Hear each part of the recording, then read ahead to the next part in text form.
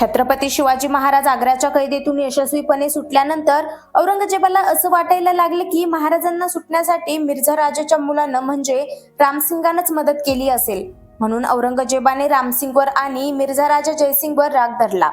औरंगजेबाने आग्र्याला मिर्झा राजेला बोलवून घेतलं. औरंगजेबाच्या दरबारात मिर्झा राजे जयसिंग हा फार मोठा सरदार होता.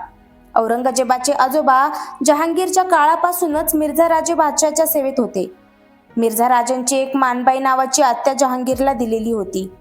तर मिर्झा राजांच्या आजोबांची एक बहीण देखील अकबराला दिलेली होती. म्हणजे मिर्झा राजाच्या घराण्याचं मुघलांशी रक्ताचं नातं होतं. म्हणून मिर्झा राजे जयसिंग हा व्यक्ती मुघलांच्या पायाशी अतिशय एकनिष्ठ होता. पण तरीही औरंगजेबाने मिर्झा राजेला उत्तरेत यायला सांगितल्यावर अर्ध्या वाटेत आलेला असताना औरंगजेबाच्या आज्ञेनंच मिर्झा राजाचा मुन्शी उदयराज किंवा मिर्झा राजाचाच मुलगा किरणसिंह यांच्यापैकी कोणीतरी मिर्झा राजाला विष देऊन त्याची हत्या केली असं सांगितलं जातं.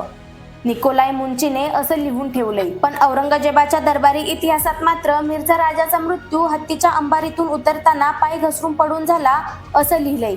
एवढ्या निष्ठेचं मिर्झा राजाला काय फळ मिळालं ते त्यालाच माहिती. मिर्झा राजे जयसिंग हा प्रचंड निष्ठावान होता. आज अनेक लोक मिर्झा राजाला हिंदू म्हणून पावडर लावून धर्मनिष्ठ करायचा प्रयत्न करतात, पण तो औरंगजेब निष्ठच होता.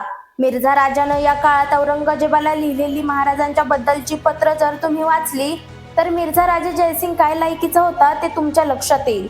28 ऑगस्ट 1667 ला मिर्झा राजे जयसिंगचा मृत्यू झाला होता.